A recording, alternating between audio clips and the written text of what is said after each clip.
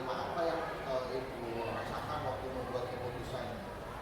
Iya, biasanya kan kasusnya itu di saat anak itu sedang belajar tapi terdampak dengan dia diperbolehkannya, akhirnya kabar itu jadi rame dan sekolah sudah membuat peraturan kalau berhubungan dengan kasus itu dilakukan. Jadi selama ini Ibu menjalankan keputusan di sekolah, terutama kasus-kasus yang tadi, di mana ada dua kepentingan yang sama, benar atau sama mengambil kebaikan. Tadi sudah dikatakan bahwa tadi sesuai ya, mungkin menjalankan pengambilan keputusan tersebut, apakah ada rapat dulu atau bagaimana? Ya, kalau untuk pengambilan keputusan kita sesuai dengan prosedur Pak. Jadi rapat sidang jelas biasanya ada pemanggilan dulu oleh wali kelas, kesiswaan gitu ya. Tapi kalau misalkan kasusnya itu masuk cuma pengambilan siswa, biasanya melibatkan orang tua juga baru pasti bisa diselesaikan lah selama kita kasih waktu kurun waktu misalkan 2 minggu kalau ada perubahan ya sampai keluar. Tapi kalau udah kasusnya asusila, jadi keputusan memang keputusan itu udah dibawa sekolah, tapi selalu ada prosedur. Jadi kita putuskan bersama antara wakasek, wali kelas, begitu juga dengan orang tua siswa. Kalau misalkan kasusnya seperti itu sudah tidak bisa dilanjutkan di sekolah kami. Berarti tidak hanya Ibu saja yang memutuskan, tapi sudah beberapa Iya, jadi udah keputusan bersama. ya mungkin itu terus hal apa aja yang anggap efektif dalam pengambilan keputusan dalam kasus-kasus tersebut. Yang tadi sudah Ibu katakan bahwa sudah terjadi dengan lokasi terkait dengan bagaimana dilaksanakan keluar sesuai. Mungkin selanjutnya pertanyaannya selanjutnya, hal apa saja yang selama ini tantangan bagi Ibu sebagai kepala sekolah untuk kasus-kasus yang dibutuhkan anak? Ya, tantangannya seperti itu. Terutama misalkan anak itu berada di kelas 12, misalkan beratnya seperti itu. Jadi ketika anak tinggal beberapa bulan lagi untuk mengambil ujian, sedangkan anak itu tetap harus dikeluarkan. Jadi kadang dilema besarnya di situ Pak. Jadi kita juga nggak bisa yang melanggar tata tertib yang sudah kita buat. Terus anak itu misalkan dibiarkan saja sampai lulus, tidak bisa. Jadi kadang yang jadi beban mental juga sekali kepala sekolah berarti di situ. Terus apakah Ibu memiliki jadwal tertentu dalam sebuah kasus, misalnya harus diselesaikan 1 minggu, 2 minggu, atau dilakukan saja? Bentuknya prosedurnya seperti apa? Prosedurnya biasanya kalau untuk penanganan kasus itu kan tergantung dari tingkatannya. Nah, jadi misalkan tingkatannya itu misalkan tidak terlalu berat, suka kadang paling minta lokasi saja gitu. Misalkan tertingginya di lokasi, tapi kalau misalkan kasusnya itu sudah berat, baru nanti masuk ke kepala sekolah. Tapi laporan selalu ada gitu. Waktu misalkan kasus ini itu selalu ada laporan ke kepala sekolah. Mungkin ada kasus yang memang Ibu sulit antara sekolah dengan masyarakat, mungkin ada dengan masyarakat, misalnya pas waktu penerimaan siswa baru atau juga seperti bayaran atau bagaimana? Kalau kasus itu sebenarnya ada setelah kalau misalkan dengan tapi biasanya kalau setelah selesai kasusnya ya kalau masalah penerimaan kita tidak terlalu banyak kriteria gitu selama mau masuk ke kita dan kita masih punya kota ya kita terima saja. Kemudian kalau masalah keuangan kita juga kayak yang harus begini gitu. Jadi lebih legowo lah gitu, yang penting yang kita juga membantu masyarakat agar anak-anak itu bisa bersekolah, masalah untuk pembiayaan bisa dipikirkan nanti. Ya. Terus pertanyaan selanjutnya Bu ya, adakah seseorang atau faktor apa yang selama ini mempermudah atau membantu Ibu dalam mengambil keputusan, misalnya mungkin ada nggak Bu orang yang memang benar-benar dipercaya untuk membantu Ibu mengambil sebuah keputusan? Ada, salah satunya memang ada lokasi kepada ya. Satu lagi suami. Oh, Ya, suami itu kan keadaannya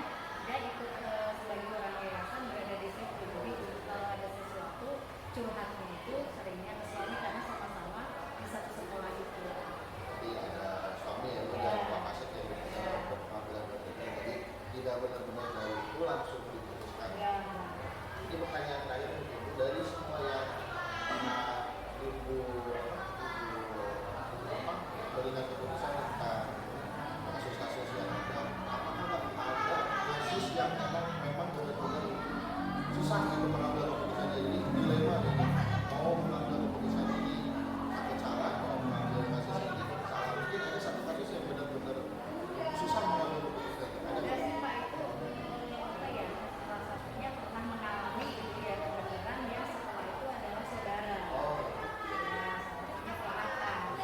Gendong anaknya gitu, suka tawuran gitu. Jadi tapi saat ketika menemui nama yang seperti itu agak susah juga untuk membuat keputusan karena satu pihak adalah saudara, satu pihak harus menjalankan aturan sekolah. Tapi mau nggak mau ya harus kita memberikan pengertian ke orang tuanya karena tidak bisa juga yang namanya tatanan yang dari luar. Jadi tetap kembali ke sesuai dengan keputusannya sesuai dengan tata tertib yang walaupun itu sebenarnya sama berat biasa. ya. Mungkin itu saja Bu wawancara hari ini tentang saya lagi belajar tentang pengambilan keputusan yang berikut terhadap siswa. Mungkin terima kasih atas waktunya. Assalamualaikum warahmatullahi wabarakatuh. Terima kasih.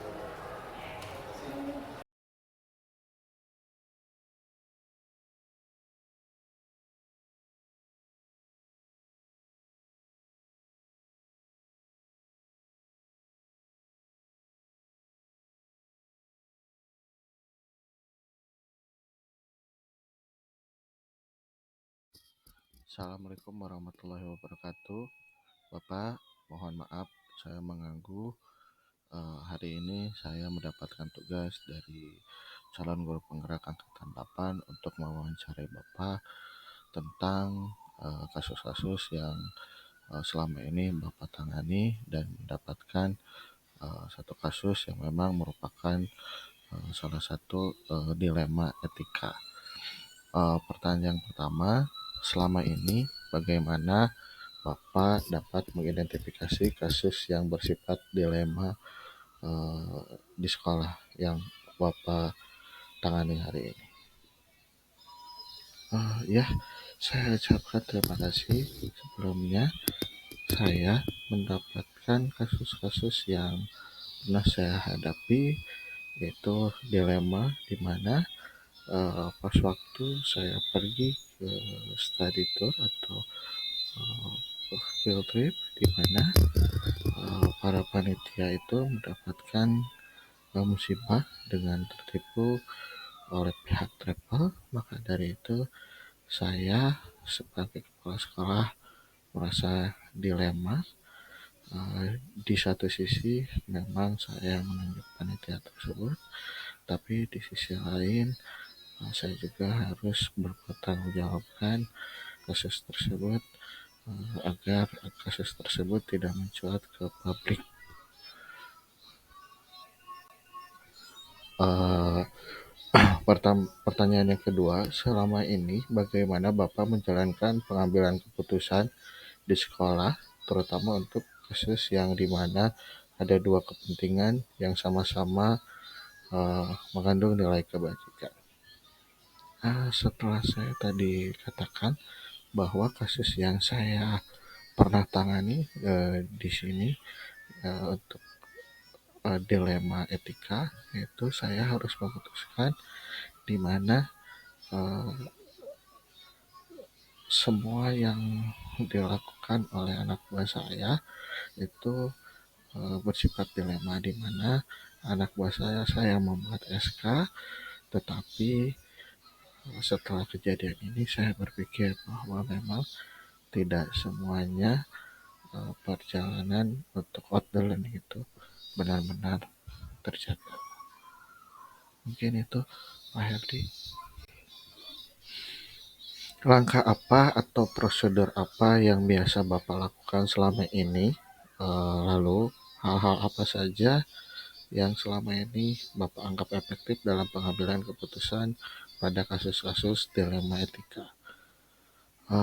Untuk pertanyaan nomor selanjutnya, langkah yang saya lakukan, di mana pengambilan keputusan yang saya lakukan, saya berkoordinasi dengan staf kurikulum, staf kesiswaan, dan rumah. Saya rapat terbatas.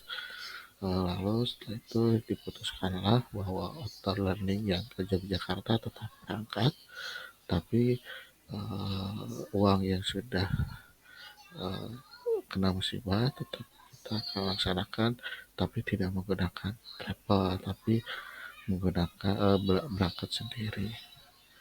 Lalu hal yang saya anggap efektif dalam pengambilan keputusan pada kasus ini, saya merasa dilema karena memang anak buah saya juga itu diangkat oleh saya, di mana SK-nya tersebut menunjukkan bahwa yang harus yang bertanggung jawab untuk keberangkatan auto learning ke Yogyakarta itu adalah dari guru.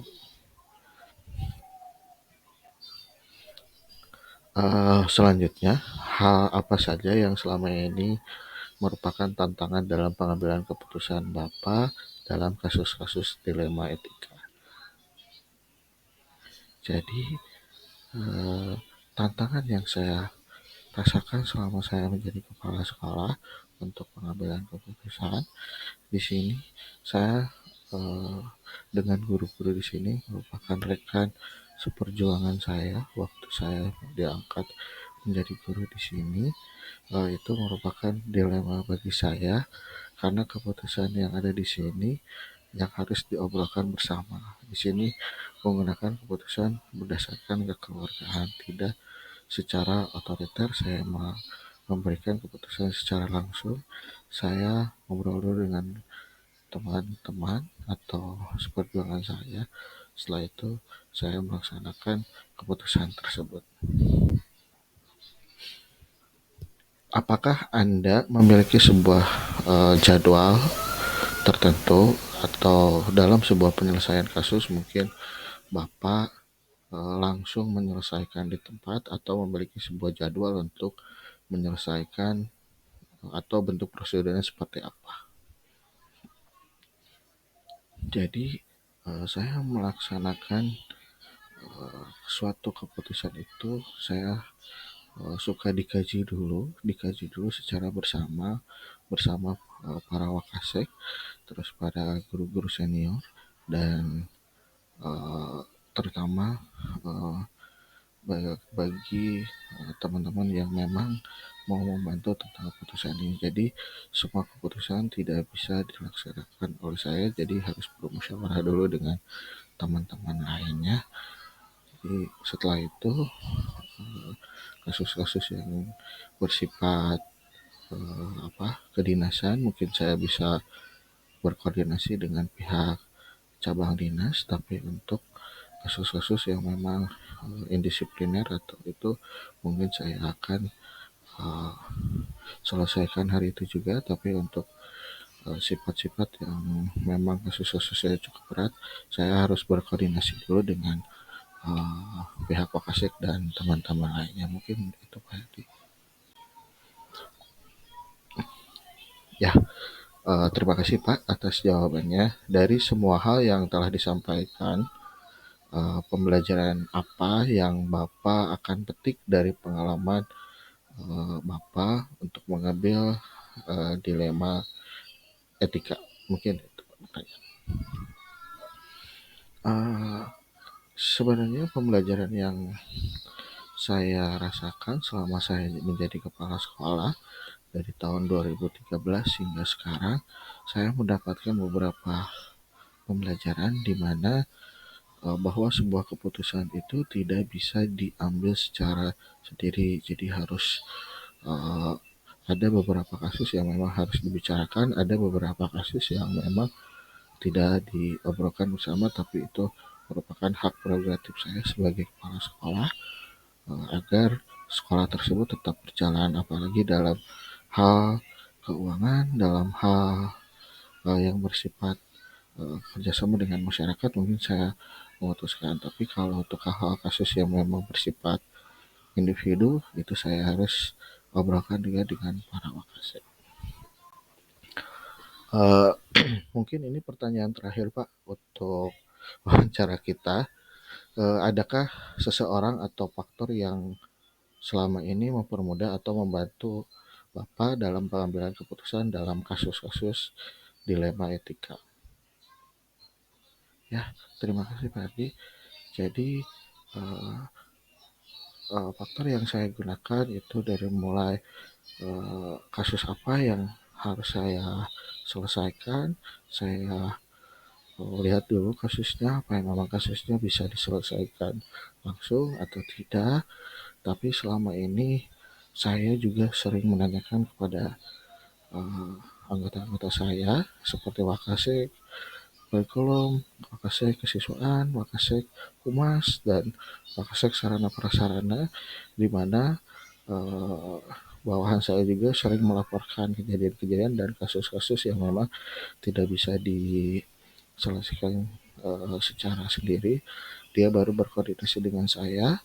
Setelah itu saya akan memberikan keputusan yang memang tidak ada keputusan yang hanya berpihak terhadap satu orang, tapi harus berkepentingan bersama.